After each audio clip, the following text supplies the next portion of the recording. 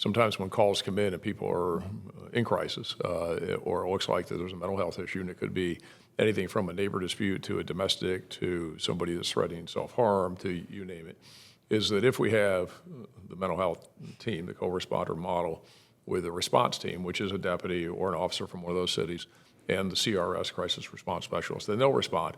Again, to handle it better, because cops are not qualified to handle this. What cops are going to do is evaluate it, and if they can act, which means to arrest somebody or take them into custody under the state's mental health involuntary examination law, which in Florida we call the Baker Act. So they do what cops do, and that is to remove the person from that situation to solve the problem.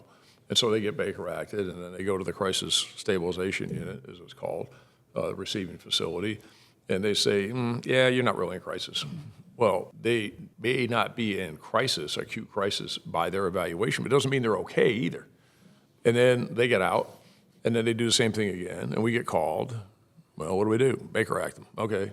And so it's just a cycle to no place. But if you have a mental health professional there and they can do an evaluation, the idea is not to Baker act. If we can leave the people there and then get them services, and then the follow-up teams come in on the backside, and they will follow up with those people in the subsequent days to make sure that they are getting into services and talk to caregivers, family members, others that to help them. All these people with mental and behavioral health issues, they don't want to be sick. They don't want to have these issues. But if they could fix their problem by themselves, they would. They can't. They need somebody to hold their hand and guide them through the process. You need navigators, you need case management. But a lot of the people within the mental health system haven't affected that, so we decided to affect it ourselves, and we are. So it's working.